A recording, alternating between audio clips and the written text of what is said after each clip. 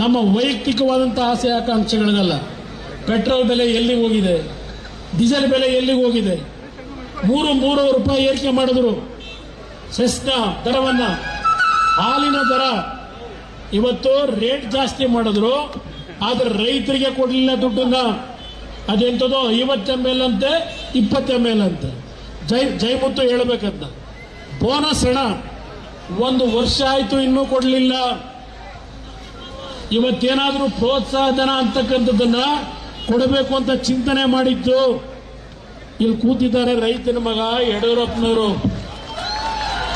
ಅವರು ಮುಖ್ಯಮಂತ್ರಿಗಳಾದಾಗ ಮೊದಲನೇ ಬಾರಿಗೆ ರೈತರಿಗೆ ಪ್ರೋತ್ಸಾಹ ಧನವಾಗಿ 2 ರೂಪಾಯಿಯನ್ನ ಕೊಡಬೇಕು ಅಂತ ತೀರ್ಮಾನ ಮಾಡಿದ್ದು ಬಿಜೆಪಿ ಸರ್ಕಾರದಲ್ಲಿ, ಯಡಿಯೂರಪ್ಪನವರ ನಾಯಕತ್ವದಲ್ಲಿ.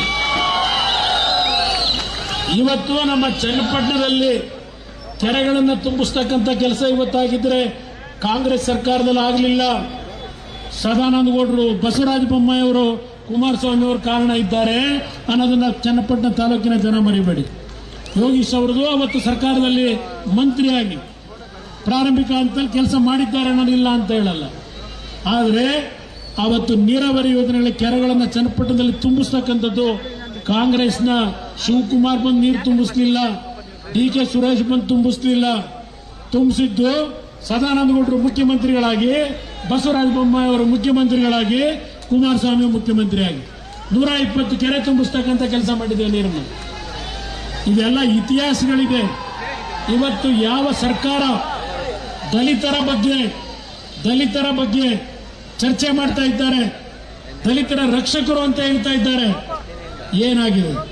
ವಾಲ್ಮೀಕಿ ಅಭಿವೃದ್ಧಿ ನಿಗಮದಲ್ಲಿ ಯಾವೊಂದು ಬಡ ಕುಟುಂಬದ ಪರಿಷ್ಠ ವರ್ಗದ ಜನತೆಗೆ ಇವತ್ತು ಅವರ ಬದುಕಿಗೆ ದಾರಿ ಮಾಡಬೇಕಾಗಿತ್ತು, ಆ ಹಣವನ್ನು ದರೋಡೆ ಮಾಡಿ ಬೇರೆ ಕಳಿಸ್ಕೊಂಡು ನಕಲಿ ಖಾತೆಗಳನ್ನು ಸೃಷ್ಟಿ ಮಾಡಿ ಹಣ ದೋಚಿರ್ತಕ್ಕಂಥ ಶಿವಕುಮಾರ್ ಅವರೇ, ಇಲ್ಲಿ ಬಂದು ಚರ್ಚೆ ಮಾಡ್ತೀರಾ ದಲಿತರ ಬಗ್ಗೆ?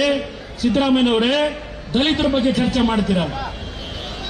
ಹೇಳ್ತೀರಿ ವಿಧಾನಸಭೆಯಲ್ಲಿ, ಇಲ್ಲ 187 ಕೋಟಿ ನಾವು ದುಡ್ಡು ಬಂದಿಲ್ಲ, ಒಂದು ವರ್ಷ ಆಯ್ತು.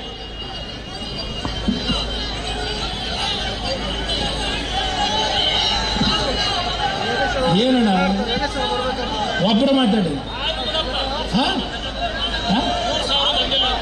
ಅದೇ ಗೊತ್ತಾಯ್ತು. ಈಗ ಗೃಹಲಕ್ಷ್ಮಿ ಯೋಜನೆ ದುಡ್ಡಿಲ್ಲ, ಇವನಿಗೆ ದುಡ್ಡು ಇಲ್ಲ, ಗೊತ್ತು ನನಗೆ.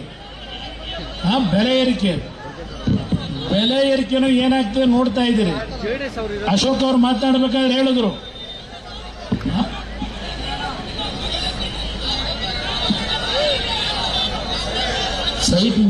ಸೈಟಿಂದ ಬಹಳ ವಿಷಯಗಳವನ್ನ ಮಾತಾಡೋ, ಸ್ವಲ್ಪ ಇನ್ನೂ ಮುಂದೆ ಹೋಗ್ಬೇಕಾಗಿದೆ.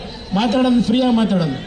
ಇಲ್ಲಿ ನಾನು ಇವತ್ತು ಯಾವ ದಲಿತರ ಹೆಸರಿನಲ್ಲಿ ಅಧಿಕಾರಕ್ಕೆ ಬಂದರು, ಸಂವಿಧಾನವನ್ನ ಇವತ್ತು ಸಂಪೂರ್ಣವಾಗಿ ತಿರುಚ್ತಾರೆ ಅಂತಕ್ಕಂಥದ್ದನ್ನ ನರೇಂದ್ರ ಮೋದಿ ಅವರ ಮೇಲೆ ಹೇಳಿದ್ರು.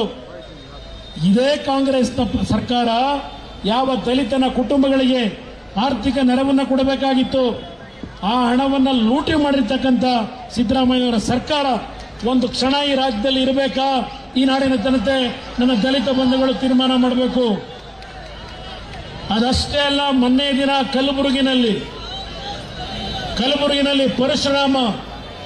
ಪರಶುರಾಮ ಅಂತಕ್ಕಂಥ ಒಬ್ಬ ಸಬ್ ಇನ್ಸ್ಪೆಕ್ಟರ್ ಇವತ್ತು ವರ್ಗಾವಣೆ ದಂಧೆನಲ್ಲಿ 30 ಲಕ್ಷ ದುಡ್ಡನ್ನ ತಗೊಂಡು ಆ ಸಬ್ ಇನ್ಸ್ಪೆಕ್ಟರ್ ಹತ್ರ ಕೆಲಸ ಮಾಡದೆ ಅವಮಾನ ಮಾಡಿ ಸಂಕಷ್ಟಕ್ಕೆ ಒಳಗಾಗಿ, ಹೃದಯದ ಒಂದು ಆಘಾತಕ್ಕೆ ಒಳಗಾಗಿ ಪ್ರಾಣ ಹೋಗಿದೆ. ನಿಮ್ಮ ಯೋಗ್ಯತೆಗೆ ಯಾರಾದರೂ ಆ ಕುಟುಂಬಕ್ಕೆ ಸಾಂತ್ವನ ಹೇಳಲಿಕ್ಕೆ ಹೋದರ? ಅದು ದಲಿತ ಸಮಾಜದ ಒಬ್ಬ ಸರ್ಕಾರಿಯ ನೌಕರ. FIR ಹಾಕಬೇಕಾದ್ರೆ ಅಶೋಕ್ ಹೋಗಬೇಕಾಯ್ತಲ್ಲಿ, ನಾವಿಲ್ಲಿ ಧರಣಿ ಮಾಡಬೇಕಾಯ್ತು. ಆ ಸರ್ಕಾರದ ವಿರುದ್ಧ ಧ್ವನಿ ಎತ್ತಿದ್ದಕ್ಕೆ ಇವತ್ತೇನೋ FIR ಹಾಕಿದ್ದೀರಿ.